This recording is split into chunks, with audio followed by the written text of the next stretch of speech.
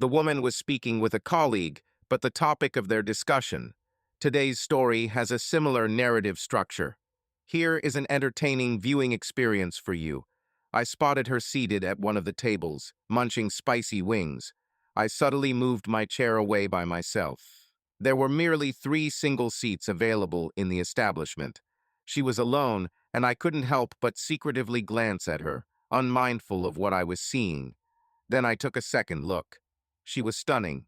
Her hair cascaded down to her shoulders in fiery red curls, and she wore a snug skirt and top that accentuated her assets quite effectively. A hapless man approached and attempted to engage her in conversation, but she dismissed him with a wave. She was indeed alluring, yet cunning and treacherous, capable of shattering hearts without remorse. I knew this firsthand, as I had been married to her for 5 years. Her name was Ripley. She worked at a prominent radio station, and I hoped she wouldn't spot me. I opted for a pizza instead. In the basement was a pizza oven heated by wood, and they prepared tasty hot wings as well. I purchased a basket of wings along with a dark beer and indulged in them while watching the Razorbacks play basketball on one of the large screens. A sense of unease overcame me as I turned around, and there she was. "Hello, Kay," she said. Her voice, just as I recalled, was low and husky. It was a night filled with good whiskey, Dominican cigars, and Nat King Cole playing on the stereo. "In a way, yes," I replied. "I'm trying to savor this meal." "It's difficult," she responded. "How long ago was it?" "3 years," I answered. "How many times have you attempted to reach me? How many times have you visited my home, spent the night in my office, tried talking to me?" "Too many," I told her. "I have nothing new to share with you, Ripley. Please just leave me be. If you try to sit here, I'll depart. They'll give you a check." She threw back her head and laughed. A soft, thrilling noise reverberated, once stirring a shock through me unlike any other cosmic sensation. Now I merely felt melancholic. "I don't mind," she said. "I believe my credit card is strong enough. I likely make more than you. You're not foolish. You understand I have no interest in you." "What do you desire, Ripley?" I inquired. "I wish to converse with you, check on your well-being, inform you of my activities, inquire about Kelly and Sam, Atlas's condition, and share some updates," she replied. "What may cause harm?" I asked. "Is it because I'm so repulsive that you can't bear to look upon me? Are you still angry with me? Do you still detest me so much? Why do you concern yourself with Mom and Dad or my pet? I don't care. We are not friends, Ripley. I am positive you have no desire to learn about my life, and I can assure you that I have no wish to listen to your news. Leave me be, Ripley, or I will inform the manager that you are harassing me." She tilted her head slightly and arched an eyebrow in a gesture I recognized well. She sighed. "All right, Kay, it seems I must escalate the situation now. Please, stay put." She retreated to her table, pulling out her phone from her bag before heading to the restroom with her purse. I was clueless about the big guns, and I had no wish to discover their nature. They delivered the pizza, and I instructed the server to box it. I trailed behind him to the counter, paid, and departed. Another night seemed destined for chaos. Upon returning home, I snatched my pizza and settled by the pool. I stowed a few beer bottles in the refrigerator with ice, then reclined in my chair, listening to the Beatles. The gates creaked open and shut, and I groaned, opening my eyes to find her there. What's going on with this woman? I pondered, for she knew my address. She observed me before it dawned on me she was not alone. A brief streak of a small figure followed behind her. She boasted a cascade of black curly hair around a foot in length, bore skin as fair as Ripley, had deeply blue eyes, and was the most enchanting little girl I'd ever encountered. Timid beyond measure, she avoided meeting my gaze, instead hiding herself behind Ripley. Upon halting, Ripley positioned herself before me, allowing the small figure to circle around her side.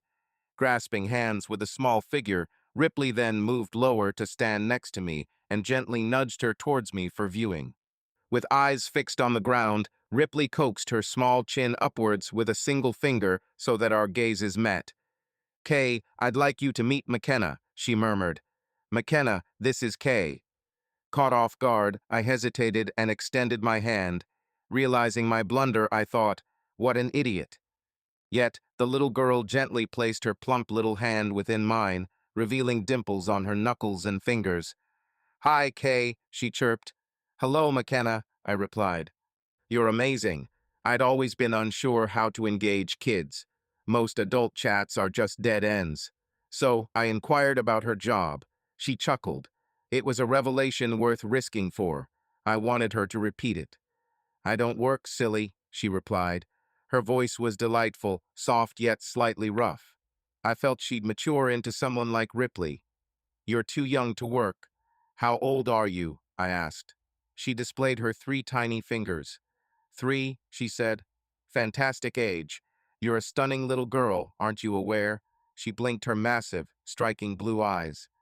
"Yes, I know," she replied. We both laughed. Ripley observed us with an odd expression. "It's the gun," she said. "What do you mean by that?" I asked. "Look at her," Ripley urged. "Examine her more closely." I studied her. She was captivating. Still, I didn't grasp what Ripley meant. McKenna inquired, "May I swim in your pool?" To which I responded, "Of course, McKenna," I said. "Is it now?" She acknowledged with a nod. "Your dress might get damp, dear," Ripley cautioned. "Take it off," McKenna suggested, looking hopefully at Ripley. Ripley seemed to question me. "What's the matter?" I shrugged nonchalantly. "All right, dear," she replied. "I'll stay here and chat with Kane." "Well, now I'm stuck." "McKenna, have you noticed the black 3 painted on the pool edge?" I inquired. She examined it. "What is a Troa?" she asked. I took her little plump hand, traced the number on her palm, and said, "It looks like this." She nodded in understanding. "Yes, I see it." "Don't ignore it," I said. "Understood," she replied. "Why?" "It's too deep for you," I informed her. She nodded again, removed her shoes, slipped off the white dress, and handed it to Ripley. "Here, Mom," she said. She rushed up the steps, laughing, dressed only in her underwear, and almost immediately she was playing in the water. I stood frozen as she referred to Ripley as Mom. After regaining consciousness, Ripley was already seated on a lounge chair beside me, clutching a beer bottle in one hand and a pizza slice in the other. "What's going on?" I questioned. "Do you like her?" she inquired. "She's beautiful, isn't she? She's also kind-hearted. I think you'll grow fond of her." I mumbled unintelligibly for a while. "Yes, she's lovely." "Mother, is she yours, Ripley?" I asked. "When did this happen?" She laughed. "Well, evidently 3 years ago," she replied. "Yes, she's mine, Kane. She could be yours too, if you're interested." My mind was puzzled. "What do you mean by that?" "I mean exactly what I said," she clarified. "You left me, remember? You needed to find yourself. Why can't you leave me alone?" She chuckled again. "Which question do you want me to address first?" I had brought her there so she could meet her father. "For the past 3 years, I've been attempting to present you, but your fear holds you back from confronting me.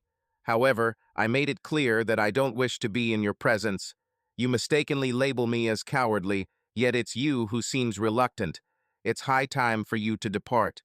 Undeterred, she insisted on staying. "The threat of involving the authorities wouldn't make her leave," she said.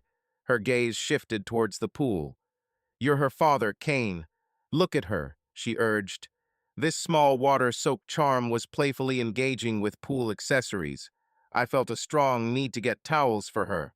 A knot formed in my throat, and I struggled to maintain the self-control I required around her. I exited the house, retrieved several large plush towels, and Atlas ambled after me, awakened by my movement. Upon seeing Ripley, Atlas's tail started wagging vigorously. McKenna was met with disdain from the man, evident in his entire demeanor. He hastened towards Ripley, who reciprocated with a warm embrace. "Here's my big boy," she crooned. He eagerly licked her face, nearly saturating her with his expansive pink tongue. A droplet of saliva dangled from her chin, prompting a laugh. "Got any towels for me?" I couldn't help but smirk. Mastiffs drool, Neapolitans more so than others. Atlas is a 160-kilo adult Neapolitan Mastiff. I bought him as a puppy while Ripley and I were still married. Indeed, she conceded. She clearly adores you. She's been yearning for your company. It cast a shadow over my spirits. I recalled it was she who departed. If she missed him so dearly, she knew the remedy. McKenna's eyes lit up upon seeing Atlas. With excitement, she leaped up the pool steps, and I draped her in one of the towels. "Is this Atlas?" she asked, to which Mom had briefed me. "May you pet him," I consented. She raced towards him, balancing on tiptoe, and enveloped his neck with a hug.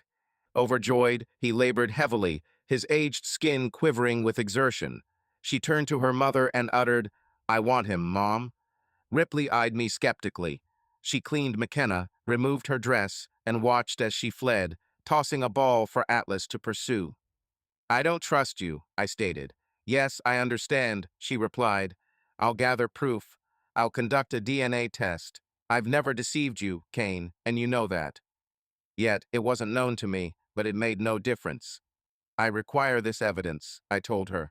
Her lower lip quivered, igniting in me a desire to kiss her until she shattered my heart. "I expected as much. You'll have to comply. I'll need a sample from your cheek. I should have done this long ago if you hadn't avoided me each time I attempted to discuss this with you. My hope dwindled that I would encounter you again. You managed to hide yourself quite effectively. Remember, Ripley, you abandoned me," I said. "You weren't content. That's what you informed me. We rushed into marriage too hastily," I added. "You had a life full of possibilities, yet you desired to delve deeper into it. That was your choice, and that was your action. You shattered my heart. I gave you all my love. It wasn't sufficient for you. You craved more. I remain uncertain about what exactly you sought. All I know is that you departed and embarked on your journey, presumably to discover or achieve something. Granted, you have every liberty to make your own choices. 3 years have elapsed since then. Why do you return now?" "Do not mistake me, Kane. Did I legally sever our union?" she inquired. "No, you merely departed," I replied. "Indeed," she echoed. "It was you who initiated the divorce, not the other way around." "What were your assumptions?" I asked. "Not this," she answered. "Why do you believe I did not mean what I said?" I queried. "Well, the matter is, I observed you with Charles at White Rhino," I divulged. "Does he not have dark hair and blue eyes?" she retorted in exasperation. "Charles was my co-worker. We collaborated live there, and he is renowned worldwide." "Were you under the impression that I would willingly be with him in such a setting?" "I had thought you were enjoying yourself," I replied. "I am an artist," she retorted, sounding angry. This was the St. Ripley I recalled. "How is the investigation progressing?" I inquired. "Have you discovered your true self?" "Goodness gracious, Kane, there are times when you can be so thoughtless," she retorted, taking a deep breath. "I didn't come here to argue with you. I have something important to tell you." "I don't wish to listen," I said. "Well, this is grave news," she exclaimed. "You have a daughter, Kane. I am her mother. She is our daughter, and you must heed me. She needs a father in her life." "Perhaps the big man might take an interest in your tale," I suggested. She sighed. "Kane, there's something you need to understand. I didn't want things to unfold this way. I never intended to cause you pain like this. For heaven's sake, I was 24 years old. We married when we were 19. I felt as if I couldn't breathe. I didn't abandon you. I just needed some space." You attempted to clarify things, but it seemed to fall on deaf ears. You reacted angrily and ended our marriage. Incredulous, you relocated to Alaska. Alaska, truly.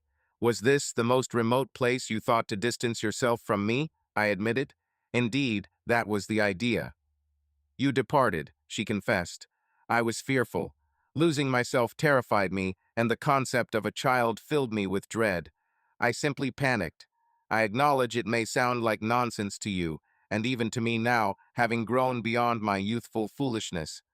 At that time, I felt non-existent.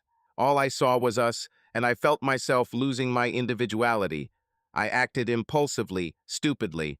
I never intended to leave you permanently.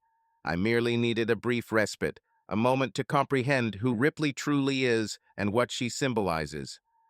Initially, I believed we'd meet weekly, continue our intimacy, maintaining the connection from when we first met. I didn't abandon you, Kane. I never sought another man. Instead, I desired our relationship to remain exclusive. However, your constant reprimands made me struggle to assert myself as an individual. I anticipated a few months would pass and I'd return, Kane. I harbored affection for you, still do. You inflicted much agony with your fury. I know I caused you pain, and I must express my deep regret. I'm deeply sorry, Kane.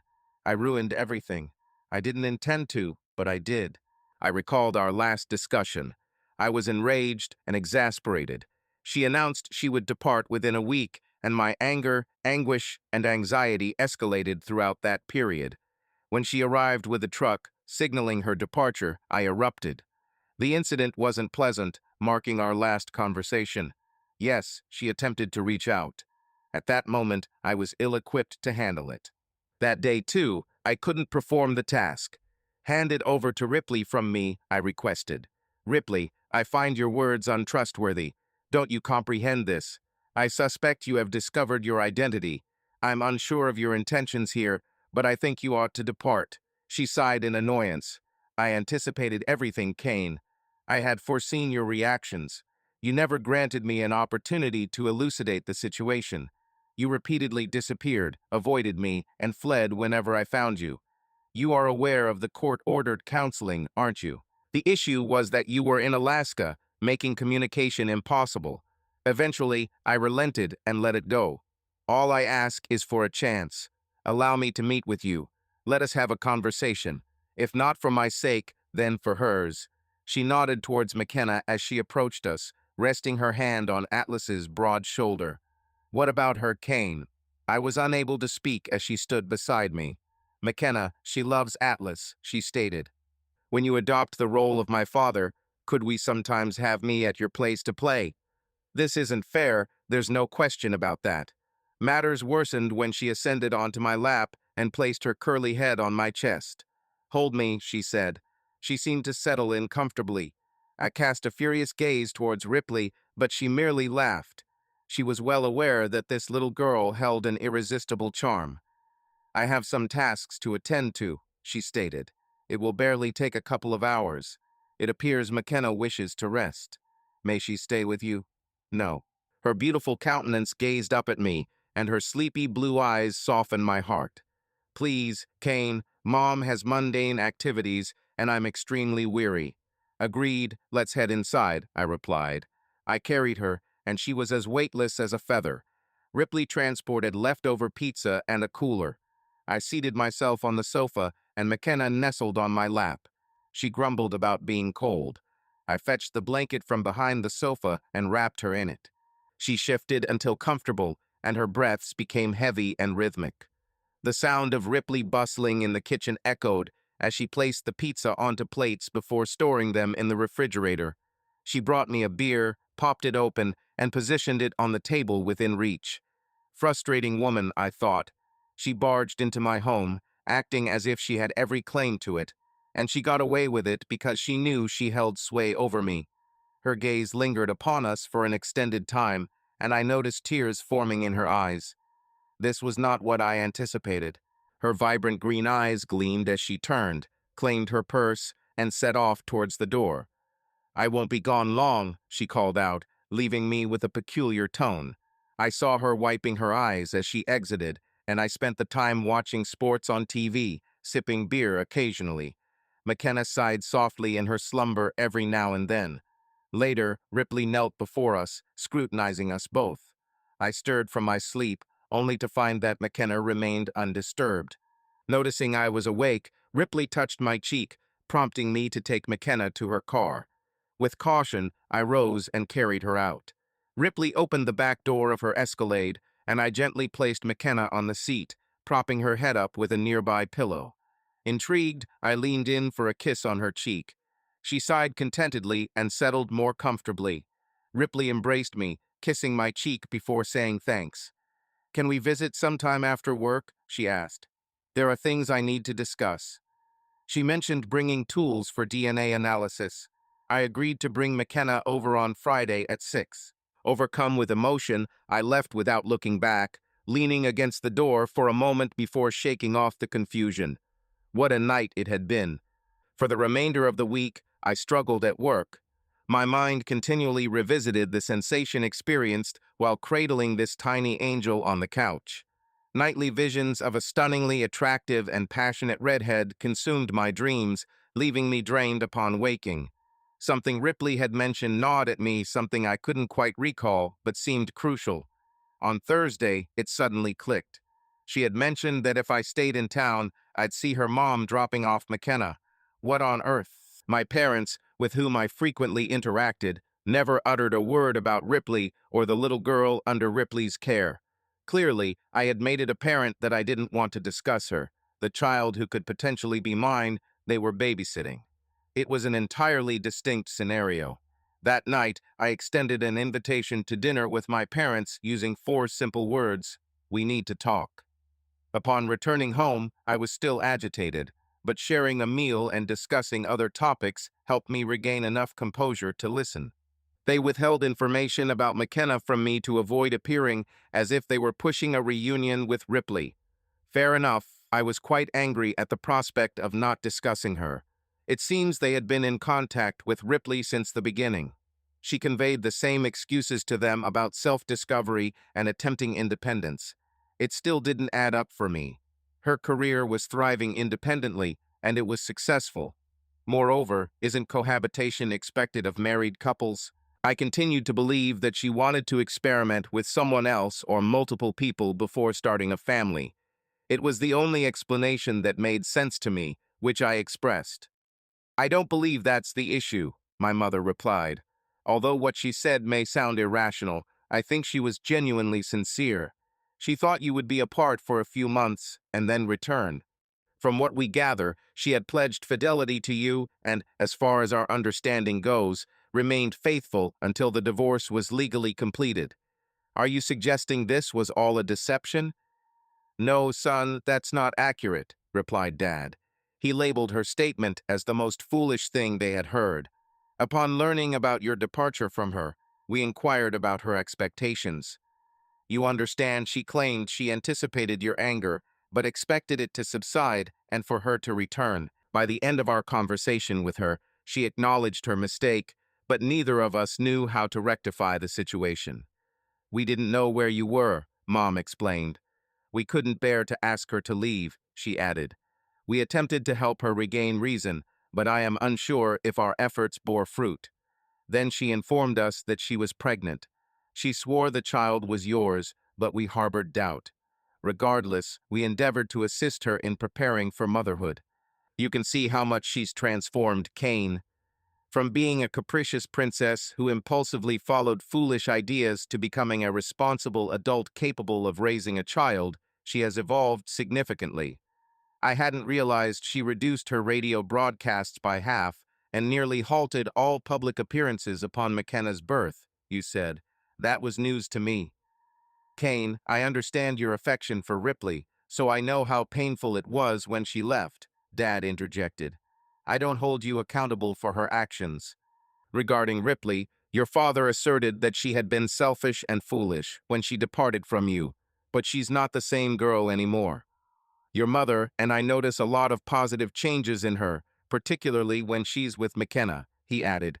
I believe it would be beneficial for you to give her another chance to prove her transformation. If you refuse and she decides you won't change, she may not remain single for long. You didn't feel the need to remind your parents that Ripley, as she herself admitted, was an actress skilled at deceiving others. Instead, my parents were adept at discerning people. Foolishness was distinct from deception. They believed her to be foolish. At least she was consistent in her statements. She relayed the same story to both my parents and me. I decided to take a day off on Friday to fish, seeking solace. The act of finding the ideal fly fishing spot has always been therapeutic for me. It allows for introspection amidst the sounds of rushing water, the synchronized movement of rod and line, and the perfect cast. I caught 2 large rainbows and 1 brown trout, which lifted my spirits significantly. Perhaps I had gained enough courage to confront Ripley and McKenna. I picked up some shrimp and ingredients for shrimp Alfredo linguine, steamed vegetables, made a salad, and uncorked a bottle of wine. I got apple juice for McKenna and hoped she would enjoy it. I dreaded the prospect of facing Ripley again. Feeling the residual pain and fury from the past event, I found myself reopening old wounds. The prospect of dinner nearly escaped me. Instead, the pot of pasta remained on the stove as I contemplated slipping away, avoiding their arrival. Yet, a niggling doubt crossed my mind perhaps my parents were correct, and I'd misjudged her actions. Atlas tilted his head, his ears twitching back and forth. With a groan, he moved towards the living room, signaling an approaching vehicle. Thus, I combined the Alfredo sauce, pasta, and shrimp, then stirred them together. I decided to add Parmesan cheese just before serving. The doorbell chimed, and I approached it. There they were, McKenna once more hiding behind Ripley. However, upon seeing Atlas, she darted forward for a hug. He disliked such affection from me, but seemed indifferent when she offered it. In fact, he appeared restless in her arms. She was more captivating than my previous encounter. Her attire was a charming little red dress. Her curls encircled her face like an ethereal halo. Ripley indeed, she was just Ripley. Adorning a dark green ensemble, she exuded beauty. Tall and slender, she possessed enticing curves in all the appropriate spots. Her long, graceful waist contrasted with her wide, curvaceous hips. A hint of cleavage peeked out from the opening, complemented by a gold chain adorned with a tiny jade dagger, a gift from me on her 18th birthday. My gaze drifted to her visage, characterized by high cheekbones, an aristocratic nose, and a smattering of freckles. "Indeed, they took us there," said McKenna. "I like it." "What did you do?" I inquired. "I went fishing," I replied. "Are you fond of fishing?" "I'm unsure," she replied nonchalantly. "My mother never took me fishing." "Well, we must rectify that situation," I suggested. "Would you care to go fishing with Atlas and myself?" She consented with a nod. "When are we leaving?" I replied. "We need to consult your mother first." "I'm starving," she stated. "Mom baked a pie, which I noticed and mentioned. I picked her up and brought her to the dining room, but found her chair was too low. I fetched pillows so she could sit comfortably, improving our shared experience. Ripley inquired if there was anything she could assist with. "Help yourself to some wine," I suggested. "Everything's prepared." I added cheese to the dish, stirred it until melted, placed it on the table, and by the end, Ripley had poured herself a glass of wine. Throughout dinner, McKenna chatted cheerfully and seemed to appreciate my cooking, requesting extra pasta. She consumed everything, including the vegetables, and we all indulged in a slice of the delicious chocolate pie. Ripley has developed new cooking abilities since our marriage. Prior, she could only make toast, leaving me to handle most meals. Following the cake, we moved into the living room, where Ripley played an animated movie for McKenna. We settled on the couch, with McKenna leaning against me and Ripley relaxing by taking off her shoes and crossing her legs beneath herself in a typical female manner. "That was fantastic," she commented. "Your culinary skills are still unmatched." "Thank you," I replied. "Ripley, I don't want to spoil your current state, but what precisely are you up to?" "Re-entering the fray," she responded. "I've been attempting to discuss things with you for a long time now. I stopped by 3 days after I moved out, but you weren't there. You vanished. When I learned that you had returned, I tried to speak with you. I didn't know your phone number, so I couldn't contact you. You blocked me, so I couldn't message you. I must have waited outside your workplace 100 times once I found out where you worked. Somehow, you always managed to avoid me. I asked the security guard to inform me when you were present. You never came out." "I exited via another exit," I stated. She gave a wistful smile. "I had expected as much. I arrived, parked on the street. Occasionally, I observed your departures, yet could never discern if you were within. You never returned during my presence. I always verified. If I noticed your vehicle, I departed to another location. That's why we didn't cross paths for you to inform me about McKenna," she admitted. "You were absent the entire duration of my pregnancy. I carried a pregnancy test kit." Simply leave it behind when you depart, she advised, assuming your honesty. Given your assertions, what's next? I require my husband, she stated. McKenna yearns for her father. What in the world? I exclaimed. You detonate a revelation in my life, vacate after delivering an emotional speech, return, drop another bombshell, and demand me.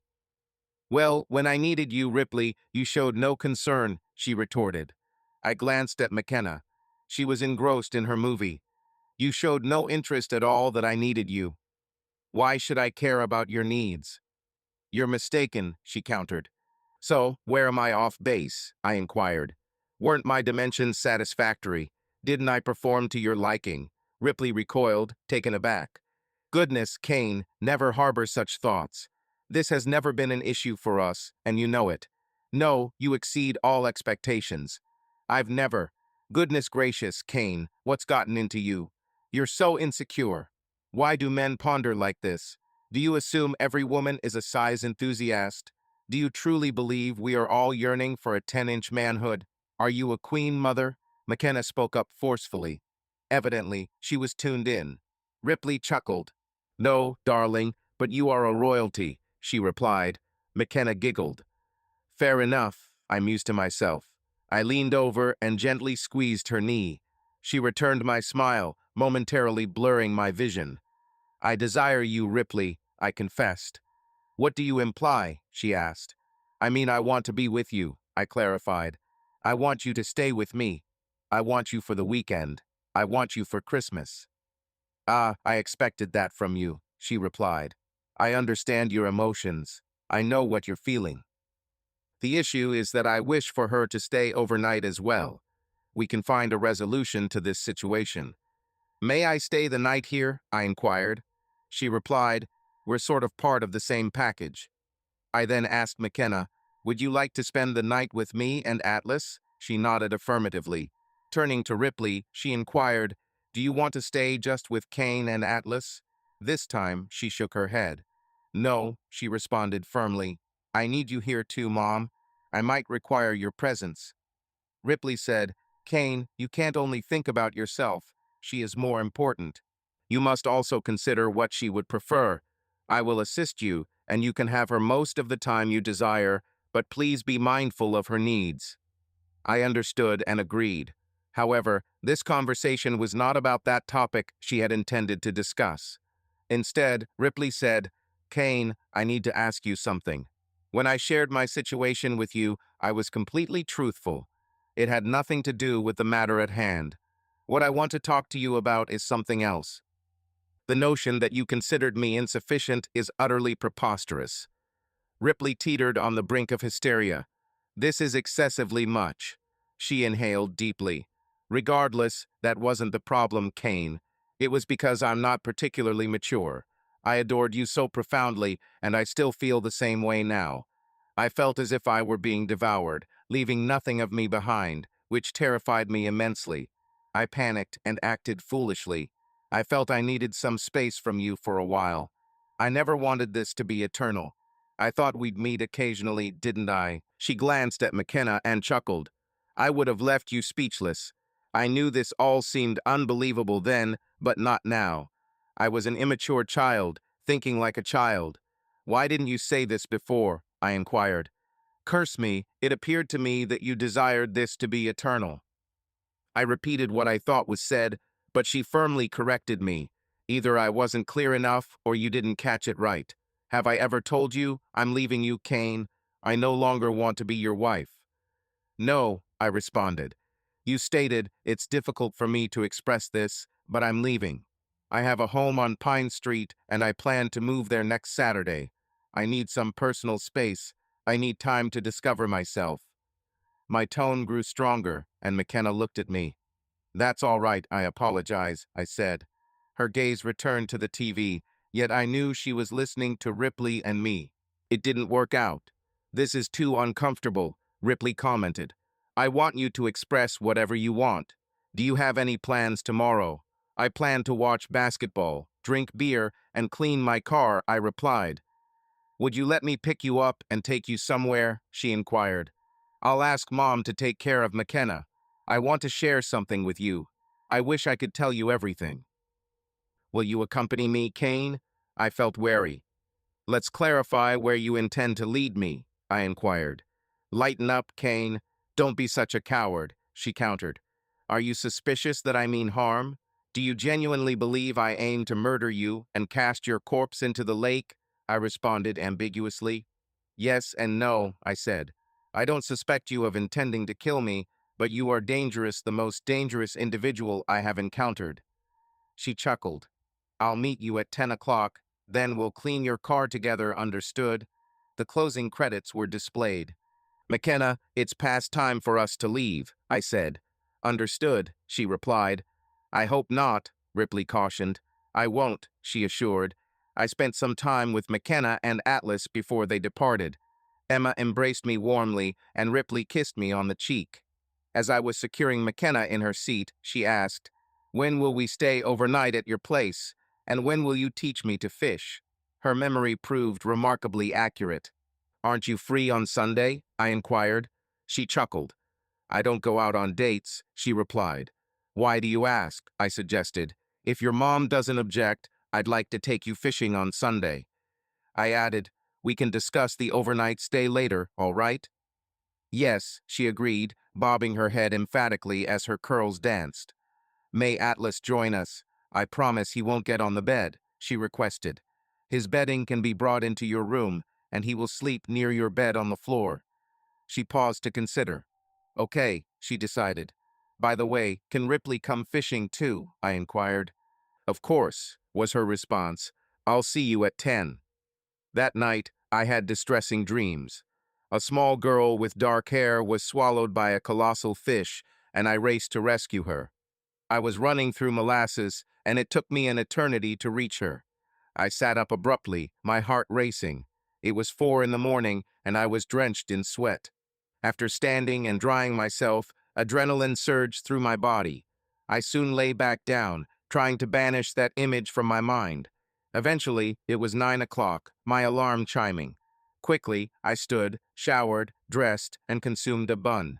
By the time I'd finished my second cup of coffee, Atlas stirred and headed for the door. The phone rang, synchronizing with Ripley's presence. Would you like some coffee? I inquired. There's still some left, but I don't want to waste it. Got a takeout cup? She asked. Grabbing 2 cups, I filled one for her and then for me. Can Atlas come along? Was my query. Certainly, she replied. Could you fetch him a blanket or something? I suggested. Otherwise, we'll have to move 2 cars. I retrieved the old car blanket, and we accompanied her outside. She was dressed in khaki shorts and a green shirt with knotted ends, revealing her navel. In it was a tiny diamond brooch. It was unexpected. Her shorts fit her flawlessly, and I could discern without a doubt that she wasn't wearing undergarments. She met my gaze and flashed a wicked smile. Our shared passion has always been automobiles as our only common ground. That day, she wasn't piloting the Escalade. Most likely, it was her everyday vehicle. I was astounded. It was silver-hued, and upon closer inspection, it was a Mercedes. What's this? I inquired. This is a 2003 coupe, she replied. Twin turbos, kind, generating 830 lb-ft of torque. May I drive? I asked. She chuckled. Absolutely not. When you allow me to drive the 442, then I'll let you drive this one. All right, let's discuss it, I said. She tilted her head to one side and arched an eyebrow, just as I knew she would. I have faith in you. You've never permitted me to drive it. I'll give you the chance, and you'll decline. I know you. She opened the door and spread a blanket on the back seat. Atlas slowly entered the vehicle at her behest. He was already panting, 2 thin streams of moisture trickling from his cheeks. She dabbed them with the edge of the blanket. She started the vehicle and cranked up the air conditioning. His labored breathing in the car was a constant. 30 minutes on the road, I knew our destination. Are you really planning to murder me and dump my body in the lake? I inquired. Atlas will attack if you harm me, she replied. A puppy wouldn't bite its mother, she added. She let out a pleased gasp. The car was chilly, frost nipping at my mustache. I glanced at Ripley, her chest struggling against the fabric of her shirt. Catching my gaze, she looked down and chuckled. "Aren't you cold?" she asked. "You invited it," she said. I appreciated the view, but maintained my composure. Laughing and averting my eyes was my response. I stole a glance again when I thought she wasn't looking. We arrived at the dock. She exited and unlatched the truck's rear door. I emerged and liberated Atlas. Upon seeing him, some individuals might exhibit a hint of fear as he approached, unless he was secured by his leash. Ripley retrieved a substantial basket and cooler from the trunk, and I assumed control of the latter while she bore the former. We ventured towards the pier, and she nodded slightly to the left. After approximately 50 feet, she gestured to a well-maintained vessel moored there. "This is it," she declared.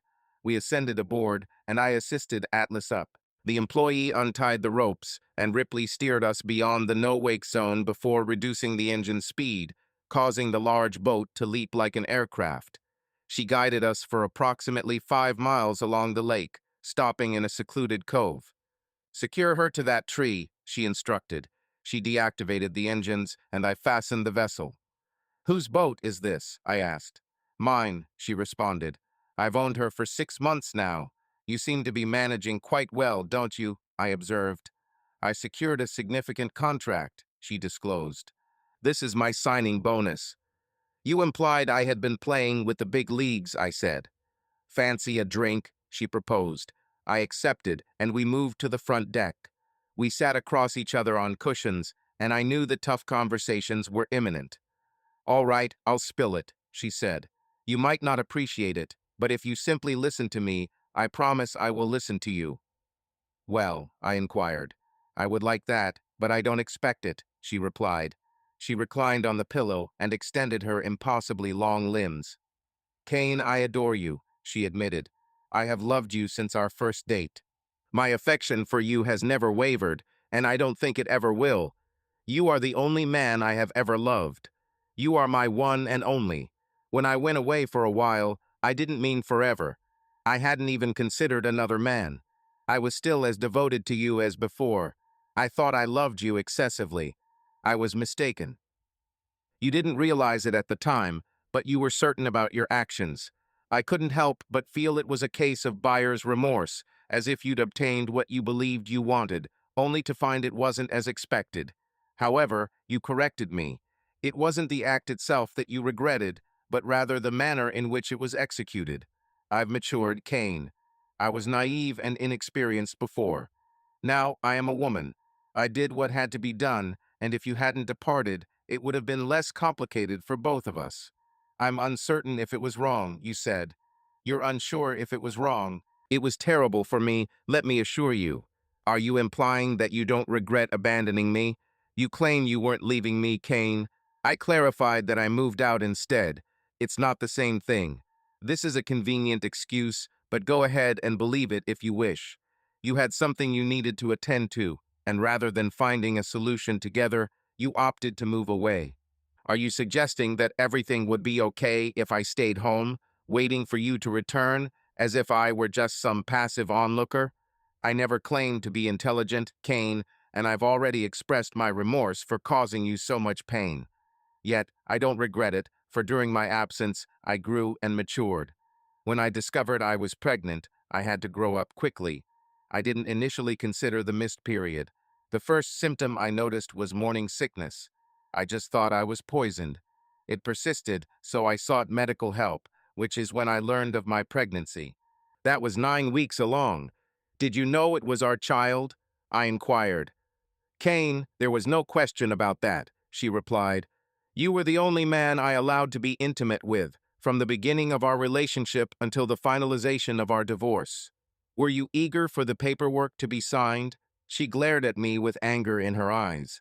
"No, and I hadn't interacted with anyone before my birth, Kane," she stated, which felt like a peculiar game to me. "What do you mean, Ripley? You're only confirming McKenna's paternity," she clarified. "Let's drop this topic for now." "Carry on," I responded. "I'll keep quiet unless I have questions." She gave a nod. "Kane, I didn't abandon you. I desired to be your spouse. Ever since our first date, I've only wanted that. I was trying to see if I could manage independently. We've been together since the second semester. I resided with my parents, stayed in a dorm for one term, and then moved in with you. Ripley, this doesn't add up. You've already shown your independence. In fact, by the time you were 21, you were already renowned, and there wasn't even a team involved. It was all about you. She pondered for a moment. Yes, that might be correct, Kane. That's probably true. The portrayed Ripley O'Keefe isn't real. She's a character I've crafted and convincingly portray. There are similarities between us, yet she isn't me. Many artists might share this duality. My career, encompassed by everything in this boat cabin, belongs to her, not me. Whenever I stepped into the public eye, people anticipated encountering her, not me. I often questioned whether it was truly me or if I had disappeared altogether. You see, I've never lived independently. I also lived solely with you, I confided. Yes, I know, she replied. The distinction lies in my assumption that you could manage without me. I was unaware of what would transpire should I lose you. I needed to learn to rely on myself. It wasn't about you or us. It was about me. I had to trust myself to stand independently. I regret it all deeply. I never intended for anything untoward to occur. I failed to comprehend the extent of your distress. I hadn't grasped how my actions were causing you pain. Though I was aware you disliked the concept, I felt compelled to experience it myself. In my youth and foolishness, Kane, I underestimated my folly when you departed. To me, I remarked, it seemed like mere jargon. I felt as though you were suggesting I wasn't good enough for you, that you sought a replacement, and that I fell short of your needs. No, it was far from that. Tears filled her profoundly large eyes. I required you more than ever, she said. I needed you by my side to help me understand that I was an individual on my own. I merely lacked the appropriate words to express how much I adore you and my intent to remain with you, to assure you of no wrongdoing on your part, that it was me. However, when I gathered myself 3 days later, you had already departed. I assumed you wanted me gone, I said. No. She knelt before me, taking my hands. I never desired this. Heaven help me, Kane. I've been searching for you everywhere. I contacted everyone I knew. For a prolonged period, I wept profusely at home. The agony of it all was immense. Your absence left everyone bewildered, including your parents. You had abandoned your job, vanished without a trace. I skipped work for 2 consecutive weeks. All I did was think about you, search for you, try to locate you. Then came the divorce papers in the mail. I assumed it was what you wanted. You were mistaken, she retorted. It was only then that I learned of your whereabouts. Your lawyer informed me. I sought guidance from a judge at court. He empathized, but there was no feasible way to bring you back. Then I discovered I was pregnant. How could this occur? I questioned. I disintegrated, she reported. I pondered over the circumstances that led to this predicament. Desperate, I took the abortion pills. You were the only man who ever made love to me. I knew the child was ours, but my actions had wreaked such havoc that I was at a loss about what to do next. I visited your parents and confessed everything.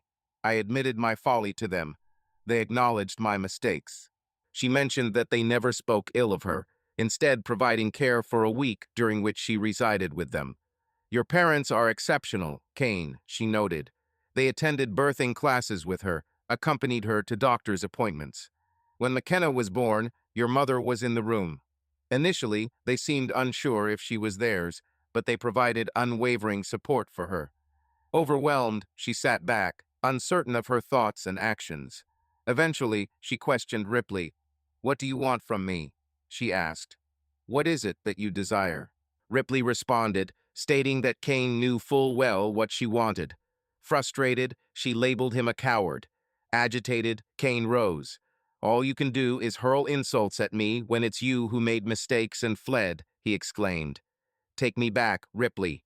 However, Ripley refused and knelt to look at Kane, stating no. "I won't give you the keys," she said. "We will remain here until we are finished." You said you were done, yet she questions if you're fleeing once more. How are you, Kane? You seem discontented. What's your plan now? Are you leaving McKenna behind?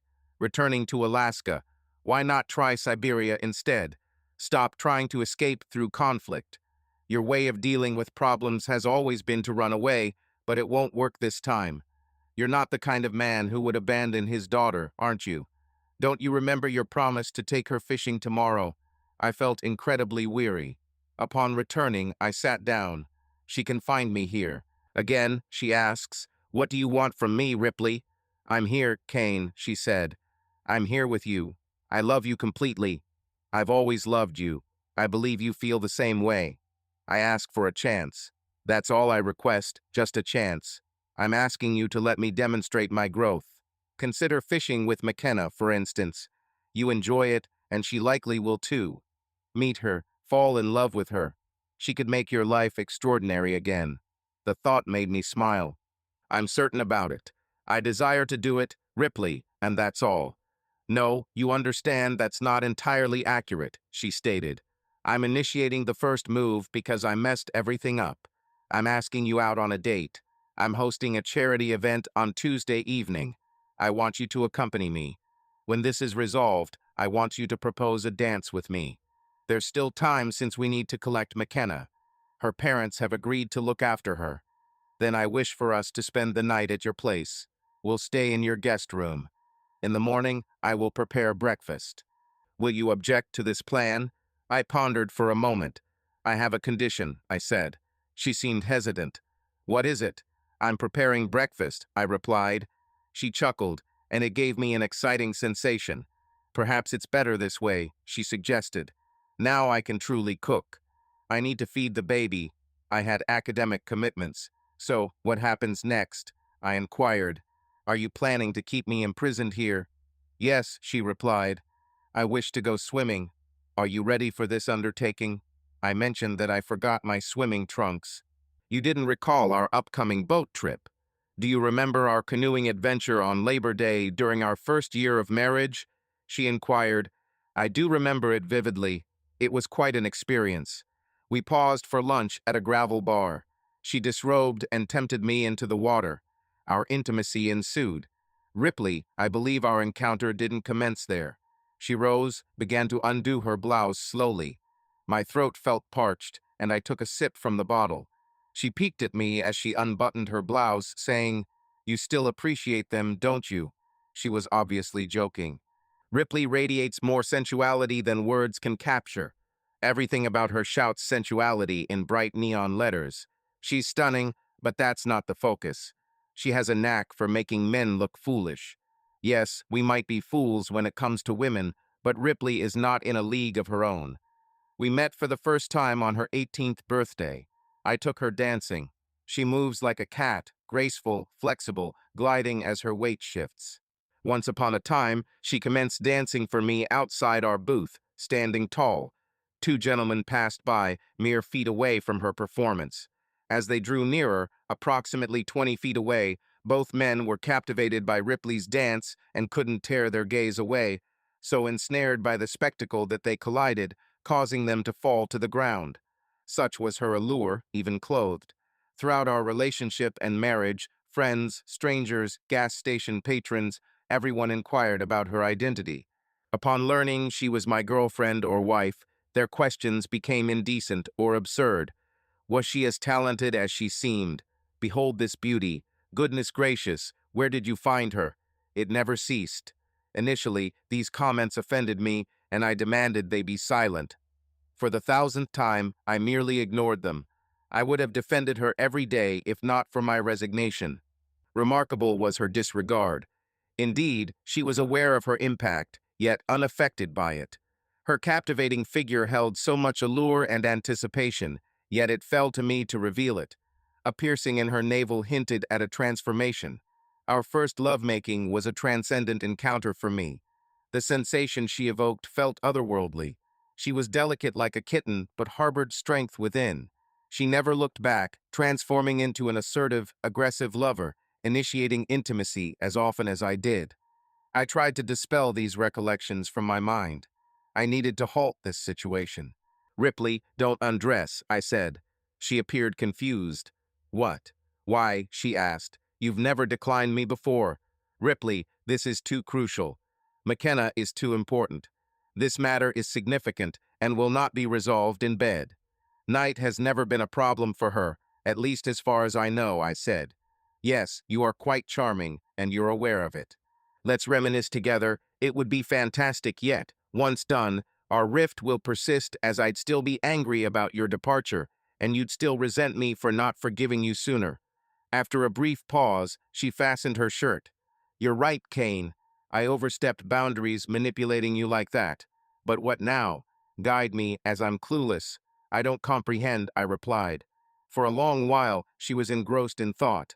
Rising, I fetched us both beers. She reclined on the boat cushion, radiating an ethereal beauty like a red-haired celestial being. My heart yearned at her splendor. With the same introspective gaze as the contemplative statue, she looked at me intermittently, then resumed her seat. First, we must exclude McKenna from our equations, she eventually stated. What do you imply by excluding? This statement disheartened me more than anticipated. Aren't you going to allow me a glimpse of her? A look of shock appeared on her face. No, Kane, not at all what I meant. Never consider it that way, Kane. What I wanted to convey was my deep apologies for making her a part of us. I shouldn't have done it. I understand, I said. Yes, she should only be a part of love and receive everything a loving parent can provide, she agreed. That's precisely what I intended. I didn't want her to be involved in this, but I had to find a way to get you to talk to me, she contemplated. There's more. I don't regret interrupting you the other day, but I am truly sorry for my behavior intruding, drinking beer, and taking pizza. It was wrong, but I was so elated to be with you in your home that I momentarily lost my senses. Can you comprehend this? Yes, I understood. I opened my arms and gestured for her to come closer. She gave a sad smile and, moving towards me on all fours, settled down between my outstretched legs on the deck. She leaned against me, prompting an embrace. The feeling was perfect and comforting that I wished the moment could last eternally. Will you accompany me to the charity event? She inquired. My social schedule isn't exactly packed, I joked. Certainly, Ripley, I'd be delighted to join you. We continued talking softly and finished our beer. I had forgotten how enjoyable it was to simply converse with her. I hesitated before asking and finally found the words. Ripley, do you remember when Lucy always tells Charlie Brown to kick the ball she holds? She chuckled and cut me off. Indeed, every year she pulls it away and he falls on his behind.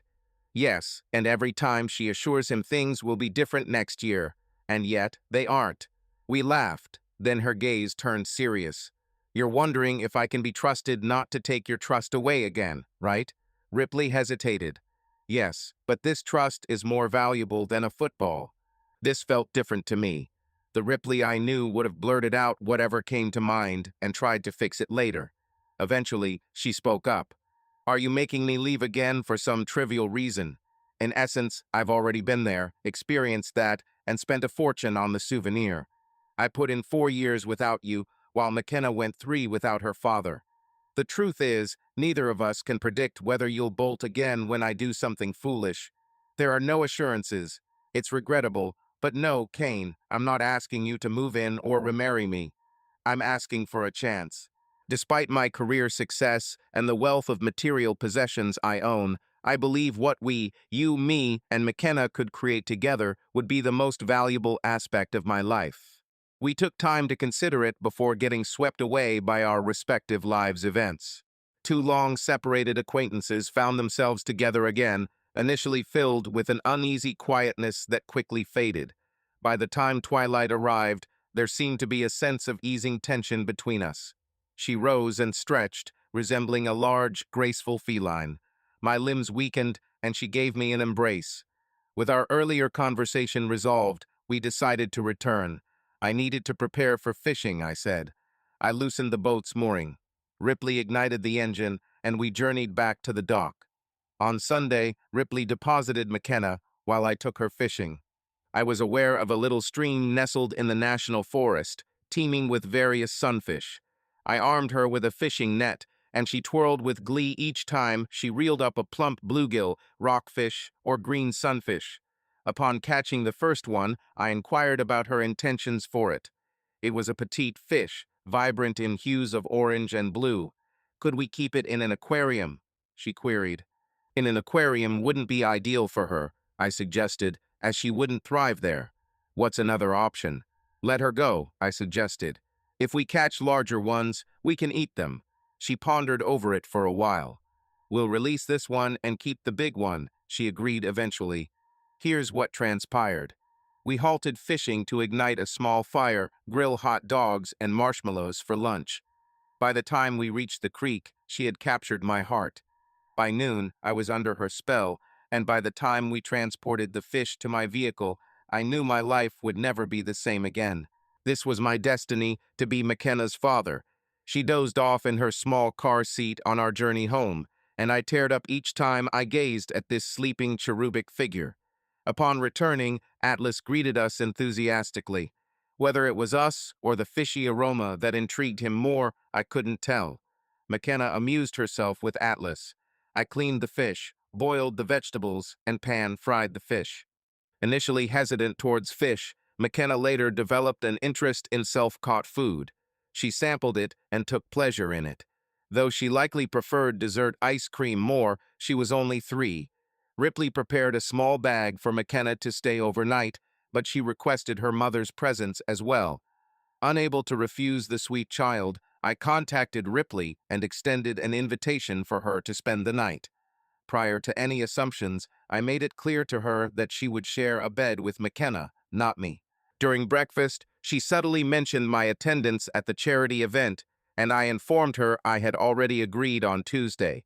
Upon reminding me, I felt all resistance dissipate as I touched her arm. She was captivating, her red hair tied at the back with a single ribbon cascading freely down her bare back. Her dress featured a basic halter design with a deep plunge neckline revealing her ample cleavage. If the opening at the back dipped slightly further, it would expose what lay hidden beneath. The skirt was demure, falling just below her knees, flowing and spacious. By the time I had retrieved our coats, she was already moving from one gathering to another. I may as well not have existed, though my presence seemed to matter. I felt insignificant. She requested the first dance from me, and joy filled me at the sight of her. Upon returning to our table, she was promptly asked for another dance. For the remainder of the evening, I could only catch fleeting glances of her from a distance, courting potential benefactors and conversing with high society figures. With each passing minute, my agitation and powerlessness grew. Eventually, I reached my limit. Moved towards her conversation with another potential benefactor, grabbed her arm, and guided her to a secluded spot. "Why are you acting like this, Kane? You just mortified me there."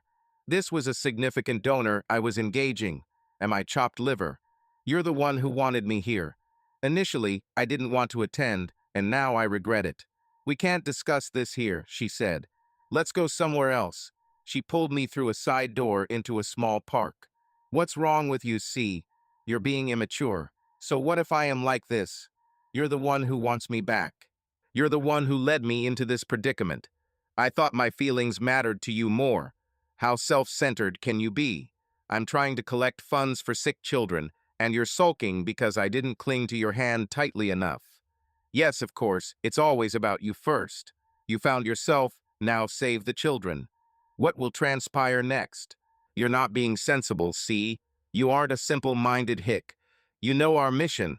Make the wealthy feel good about themselves and the children's hospital so they donate more. That's the game. I'm trying to be productive here so we can leave and go dancing, and yet you're still brooding over what happened 4 years ago. Grow up already. It wrecked everything. I didn't even stop to grab my coat. I just hopped in my car and drove off, ignoring her calls for me to wait. Within the hour, a taxi pulled up and she knocked on my door. Kane, open up. You left your coat behind. Seems like I have no choice but to let her in. Before I could unlock the door, she stormed in like a disaster, tossing my coat onto the nearest seat. What's your fifth act here? She said. Do you have any clue how uncomfortable it was for me to come up with an excuse for my hasty departure? By the next fundraiser, they'll surely forget about it. Goodness gracious, you're hopeless, she told me. Come on now, drive me home. I took the keys and silently drove her home. Upon arrival at her house, I inquired if my being so terrible warranted such persistent attempts to win me back. "Why don't you just let me be?" She remained silent as she exited the car, but then leaned towards it before departing. "Because I love you, fool," she said, slamming the door and rushing inside. I sat there stunned for a few minutes before leaving, shaking my head. Who expresses love in such a way? There seemed little reason for her to take a taxi to my house just to call me a fool. I pondered her words. Perhaps she was indeed trying to be efficient. If I had accompanied her, she would have had to introduce me to the people she was conversing with, which would have been time-consuming and inconvenient. The more I contemplated, the more convinced I became that she might be correct. My behavior was absurd. I should reach out to her and make amends. The next day, I realized I was at a loss for words. Admittedly, I'm not accustomed to expressing apologies. A simple, "I'm sorry, I was an ass," might elicit laughter, but what follows? The most disheartening aspect was that Ripley had apologized to me multiple times within the past week. It seemed as though she knew how to do it, and I didn't. This only made me more apprehensive, so I hesitated to call. Worse still, there was a list published in the newspaper of the Children's Hospital's top benefactors. Guess who was at the top? Miss Ripley O'Keefe. We didn't speak until Friday morning to arrange another visit with McKenna. This time, Ripley did not stay overnight. McKenna, I was both thrilled and anxious. Ripley dropped off McKenna, who promptly ran off to find Atlas. "Here are the DNA results, Kane," she said. "As you can see, there's a 99.9% probability that you are the father." I briefly glanced at them before speaking up, for I was already aware of the bond between us. I felt compelled to share something significant, despite my uncertainty about being correct. Addressing Ripley, I stumbled over Tuesday evening. Her expression turned stern, but I persisted in focusing on the floor. "Admittedly, you were right. My actions had been reckless. I apologize for any harm caused. I hoped I hadn't ruined things irreparably." When I eventually raised my gaze to meet hers, Ripley awaited me with a warm smile and a soft gaze that nearly moved me to tears. "Thank you, Kane," she said softly, placing her hand on my cheek. "Part of it was indeed my fault. I should have warned you about what lay ahead. I realize now I haven't been expressing myself effectively. I promise to work on it." Agreeing to drop off McKenna later, Ripley departed.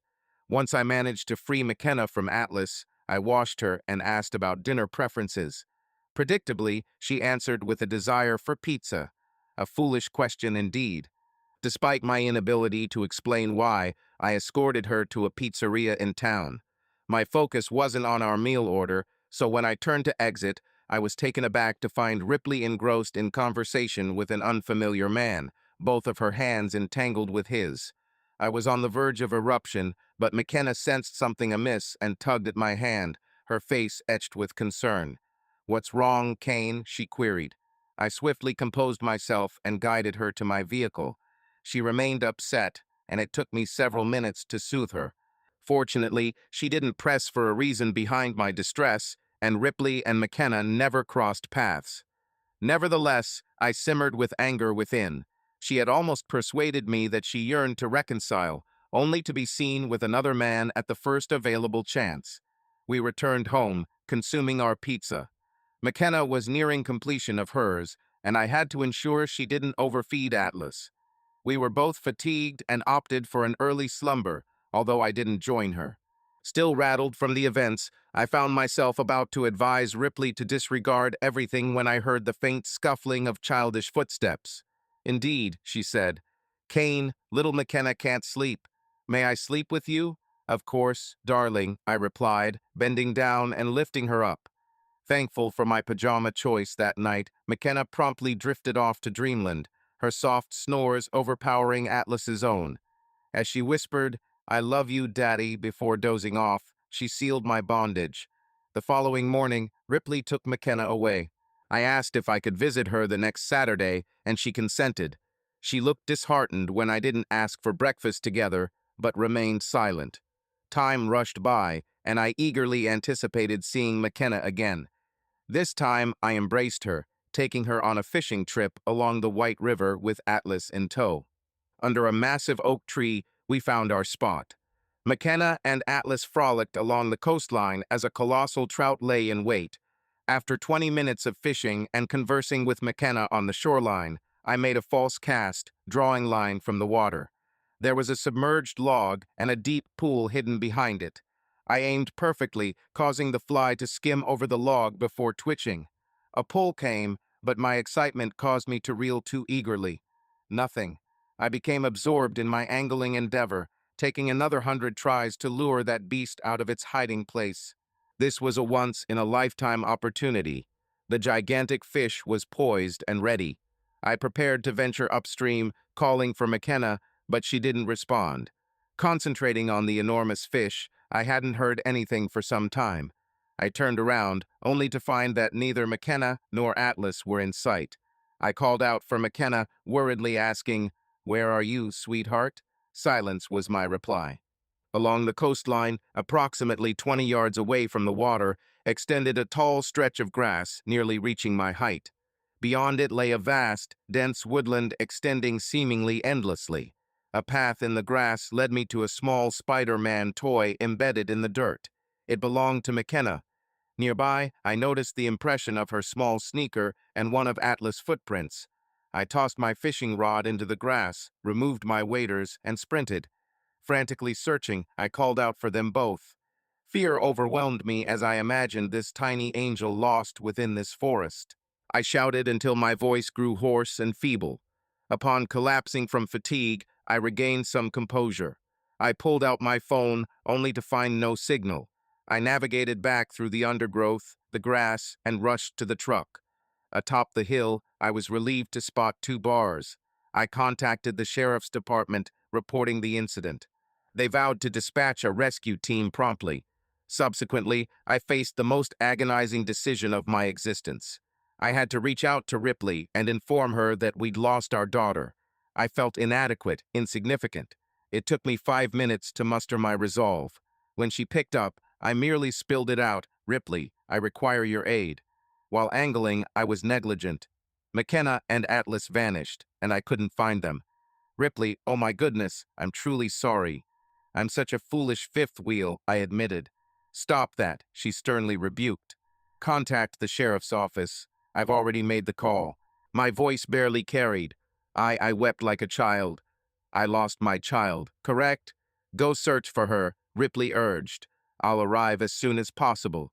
Upon returning to the parking lot where we left our vehicle, I hoped in vain to see the doll and the large black dog waiting for me.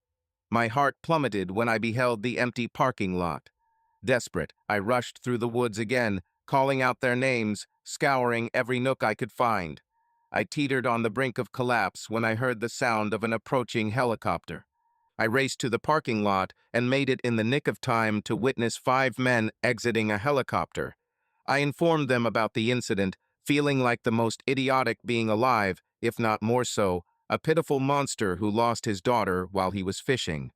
Disdain was evident in their gazes. They ordered me to remain in the parking lot in case she returned and swiftly vanished into the woods as the helicopter departed. I stood there, powerless, my tears flowing freely for around 10 minutes. Then Ripley's Mercedes descended the hill. I sprinted to the car as soon as it halted, clinging desperately to the door handle until she unlocked it and started to exit. "Ripley, I apologize," I said, choking up. "I was so preoccupied that I didn't even notice. It doesn't matter." "Kane," she interjected. "We need to find our daughter. Where last did you see her?" I guided her down the path through the tall grass and ran until she instructed me to halt. "We're not running," she asserted.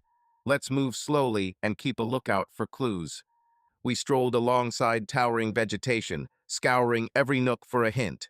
In hand, I tightly gripped a Spider-Man figurine. Subsequently, we reached a narrow stream that split through grassy embankments to the river below.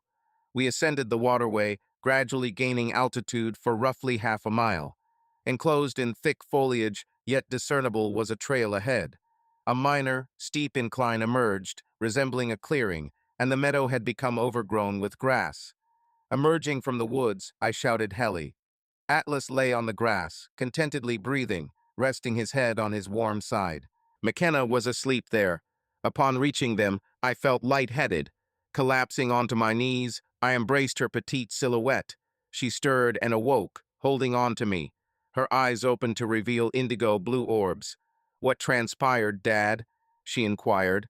Speechless was I. "Why are you crying, Kane?" she asked, gently caressing my cheek and wiping away a tear. "I believed you were gone, child." I struggled to speak. "I could not locate you anywhere. Oh God, I thought you were lost. I adore you immensely, Mac, such that my life seems incomplete without you. A thought of harm befalling you makes me contemplate taking my own life." Ripley touched my shoulder, her eyes brimming with tears. I glanced at her, and a cascade of tears trailed down her cheeks. "It's all right, Daddy," McKenna reassured me, drawing my attention back to her. Atlas and I had been dozing off, leaving me fatigued. We quenched our thirst with water from the stream before taking a brief respite. "Aren't you upset with me?" I asked, seeking clarification. "No, baby," I replied. "I could never be angry with you. Instead, my anger is directed at myself for not keeping a closer eye on you. This mistake will never happen again." She confirmed she was fine, just a bit tired. "Could we have our picnic now?" I inquired. "Of course," I responded. "Is it okay if your mother joins us for the meal?" McKenna seemed delighted that Ripley would be with us. The sheriff's department called off the search, and I prepared myself to bear a substantial bill for this incident. However, the cost was insignificant compared to getting McKenna back safe and sound. I cradled McKenna in my arms, guiding her towards our oak tree, where she promptly fell asleep during our journey. I leaned against the tree, cradling her close, unwilling to let go. Ripley perched on the blanket before me, her lengthy legs crossed casually, occasionally revealing flashes of her green seafoam underwear. My mind wandered, primarily pondering my place as the fifth, and this scene didn't help clear my thoughts. "Are you all right?" Ripley inquired. Essentially, beyond feeling adolescent in fifth position, she queried. "Yes, save for that," I replied with her habitual chuckle. However, our little morsel of affection voiced a hunger. We laughed, initiating the meal. Gathering our picnic items, we ambled towards Ripley's residence together.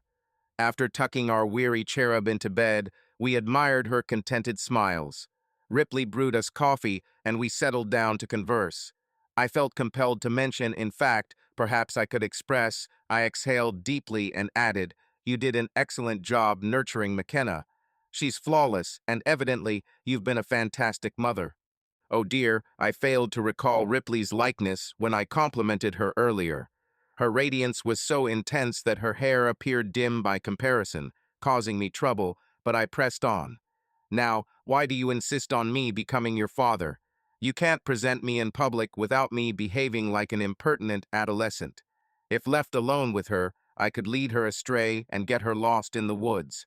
Ripley, I adore you immensely, but I fear that my actions may end up losing her." I couldn't proceed. Tears streamed down my face once more. Ripley was holding my wrists, and when I opened my eyes, she was kneeling before me, her own eyes glistening with tears. "Kane, you are her father. You understand this truth, I understand it, and most importantly, she understands it. I had to mature swiftly to become a mother, but I did so because she needed me. It's your turn now. There will be days like today, but you will possess something that I lacked. I'll be here for you as long as you allow me. I will guide you, just as your parents guided me. We'll face this challenge together." Our gazes locked, as we shared a mutual desire, but there was another matter to address beforehand. "May I pose a question to you?" With her elbows propped on her knees, she leaned forward and placed her fingers under her chin. "Query away," she replied. "Last Saturday, McKenna insisted on pizza for dinner, so we went into the city together. The instant we arrived, I noticed a spark in her eyes. I observed you there with a man holding hands and appearing quite serious." "Who is he, Ripley?" "You bastard," she exclaimed. "His name is Jeff Conley. He's the station manager. We were involved for some time, but he was more serious than me. I ceased our relationship after you finally spoke to me by the pool for the first time. He wasn't pleased about this and asked to meet me to understand why we ended things. It didn't go well. He was holding both your hands, and it appeared as if he was going to kiss you. Are you deceiving me, Ripley? Her eyes flashed with menace. What the hell is wrong with you, Kane? She retorted angrily. Weren't planning to kiss him, yet he clutched both my hands when I informed him it was finished. Why did that happen? I inquired. She sighed. I allowed him to speak. It wouldn't alter anything, and I believed he would bring the relationship to an end sooner if I permitted him to hold my hands. I told him not to contact me anymore. He was becoming obsessive. Are you envious? That's irrelevant. Still wearing the diamond pin he gave you. What are you implying? The diamond hairpin he presented instead of a belly button, you ask. Am I still wearing it, Kane? Will you ever emerge from your self-deprecating thoughts? Did it ever cross your mind that I might have purchased this myself? I can afford such items more than him or you, so why not? I saw a friend wearing one, found it stylish, and bought it. Now, I truly feel foolish. Before I could respond, she went on. And then you did what you typically do. You fled. If you had lingered a while more, you would have witnessed him spitting at me. You ought to have observed how I retaliated and departed. Did you catch that, Kane? No, I replied. I aim to vacate the spot quickly, McKenna, before she notices you. Oh, she commented. We remained in silence, then our gazes locked, and we shared a laugh. Did he spit on you? Goodness gracious, Ripley, he's so paranoid. She smiled back. Yes, I can't seem to pick the right ones. The man I adore is relocating to Alaska. I should be distancing myself from me instead. Then I acquire a disquieting stalker who spits on me. Forgive me, Ripley, I shouldn't have fled like that. It stung, you understand. She extended her hand and brushed her fingertips along my cheek, leaving a searing path that persisted long after the touch subsided. I comprehend, she whispered softly. I'm sorry for causing you so much pain, Kane. I pondered on that.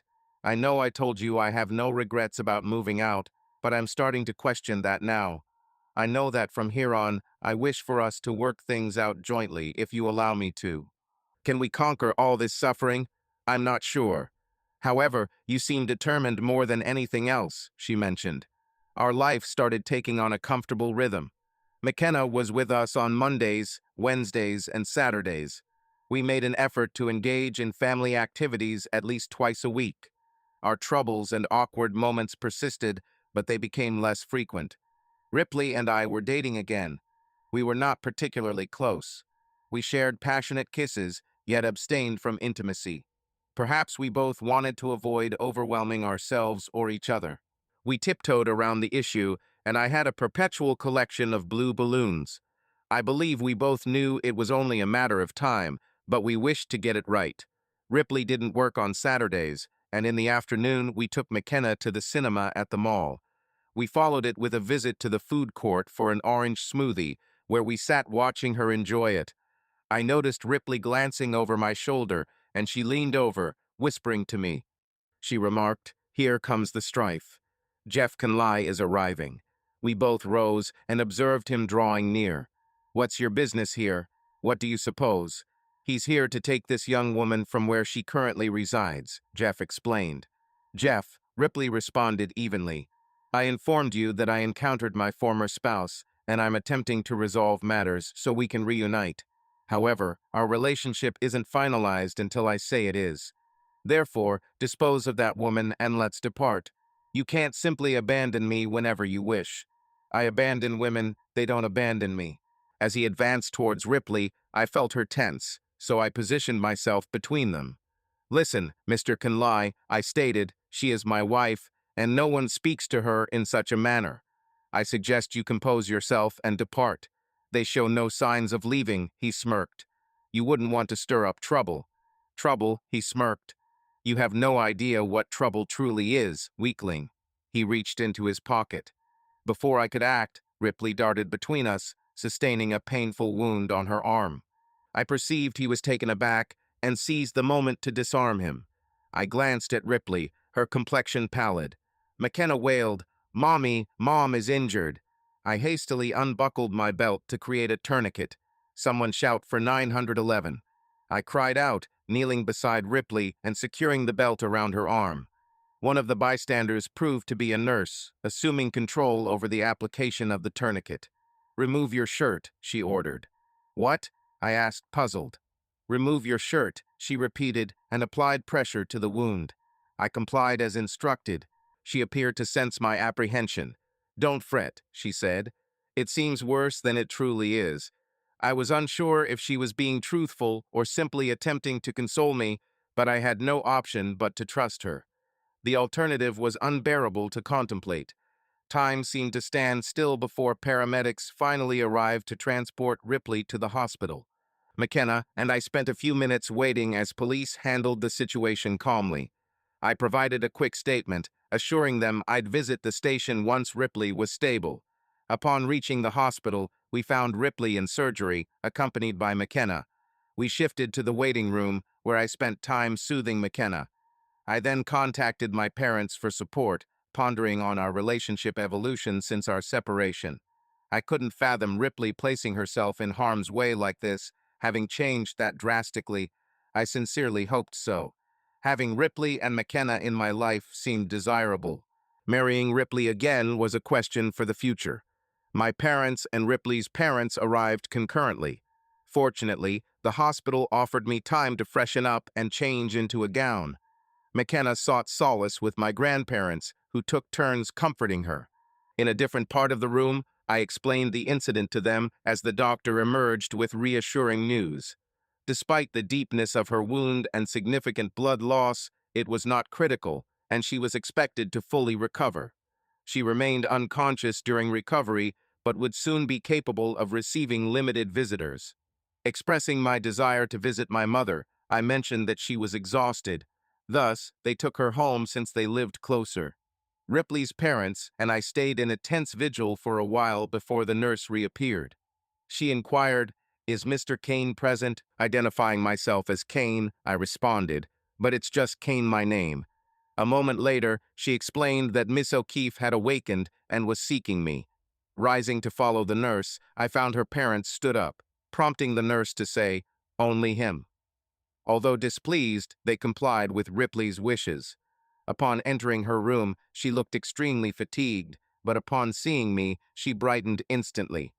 "Kane, I'm relieved you're safe. I was fearing the worst. Did you also worry about me?" I queried, taken aback. "You endured that hit on your hand for me. I feared losing you once more, Kane. The only way to lose me is if you depart again," I declared decisively. "Ripley, I vow never to leave you again. My affection for you remains unchanged. It has always been there and continues to be." I tried to suppress it, hoping the pain would cease, but it didn't. "Now, my love for you is stronger than ever. All I yearn for is for you and McKenna to be a part of my life. Kane, I hope now you comprehend that my affection for you has always been constant. I wasn't always wise or mature, but my feelings for you have remained steadfast. All I desired was another opportunity to demonstrate my love for you. I will never love anyone else, and I will stay with you forever." I gently leaned in and kissed her tenderly. "Your parents have taken McKenna home, but mine are here, and I believe they would be pleased to meet you. I'll dispatch them, then I'll have a short respite and bring them tomorrow," referring to McKenna and my parents. "All right, here's my pledge, please return." I kissed her once more, this time with more intensity. "You can rely on it, darling," I reassured with a wink. I returned to the lounge to relay the news to her parents. I contacted my parents afterward and went home to tidy up and rest. The next day, I woke up early, grabbed a quick bite, and visited my parents for McKenna. My parents accompanied us to the hospital, and we enjoyed our time with Ripley. Seeing pure joy on her face when she saw McKenna made me flinch. This little angel sprinted across the room towards her mother. "Mom, I was terrified," she said. "McKenna, I'm sorry, baby," Ripley expressed. "Mom didn't mean to alarm you. It's all right," Grandma and Grandpa comforted me. "Thank you," Ripley mouthed to my parents. Since Ripley would remain in the hospital for an additional day, I took leave to manage some matters. Visited the police station for a routine procedure. Kumlai was already caught with the evidence from the mall's security cameras and countless witnesses against him, so his fate was sealed, and he faced a lengthy prison term. After settling matters with his parents, I spent the day with Ripley, McKenna, and numerous guests. On our way to the hospital the following day to pick up Ripley, I turned to McKenna. "Remember, sweetheart, this is a major secret, got it?"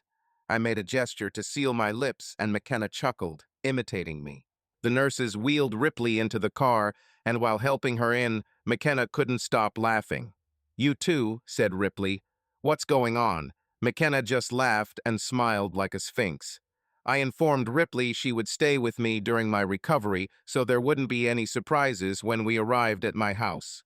Upon our arrival, McKenna told me to shut my eyes. As soon as I opened them, McKenna instructed her to open them again. Ripley breathed deeply upon spotting our parents by a sizable homemade welcome sign, Ripley. Surrounding were her belongings scattered across the lounge room, and McKenna's handprint embellishing the sign. She embraced her own parents, then mine. I noticed my mother whispering tearfully, "Welcome home." I grilled hamburgers and hot dogs, and following our meal, our parents commended us for reuniting and departed. McKenna grew drowsy, so we put her to bed, even placing Atlas on the bed as a rare gesture. In the dimly lit living room, we were left alone, sipping wine while reflecting on our thoughts. Ripley clung to my shoulder. I inquired, "Be truthful with me, Ripley. Did you truly believe we'd return to this?" She whispered softly.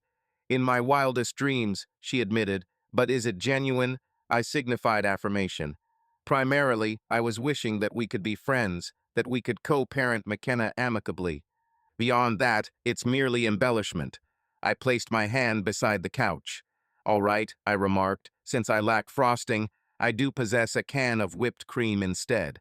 I elevated my hand, releasing a cloud upon her snout, and followed with a playful lick. Subsequently, I pursued her into the bedroom. Given her frail state, I managed to capture her at the door. I scooped her up and continued our journey. We exchanged kisses, being mindful of her injury. I deposited her on her feet at the end of the bed, where she moved towards me. I drew her nearer, and she clung to my neck. In a soft whisper, we consummated our union. She uttered softly, "There is no more Ripley, only Zool," she said in a quiet, sinister tone. Roar. For a moment, I remained stationary as she scrutinized me, before we both erupted into uncontrollable laughter. I sprinted towards her and leaped atop her. She winced, and immediately I felt remorse. "Pardon, darling. Did I injure your hand?" "Yes, but not severely," she responded. I pressed my face to hers. As I stared deep into her eyes, we erupted into laughter once more. "Oh, how I yearn for this woman," I mused. "She is preposterously funny, intellectually astute, and strikingly beautiful." "Calm down, my beauty," I assured her when I could finally speak again. "I'm here to brighten your day further." "You already have," she replied. Z. Marley hurried across the floor at her speediest pace, a lively 11-month-old girl. "Yes, we seem fond of names for females," Atlas sighed, noticing her approach. He gave a slight snort but remained motionless except his eyes. She crawled over and gently rested both hands on his abdomen. One of his legs feebly lifted and waved in the air, attempting to keep its balance. She gradually rose, using him for support until she stood upright. Then she wobbled unsteadily and landed onto her diaper with a soft squeak. McKenna chuckled, hanging on to me tightly.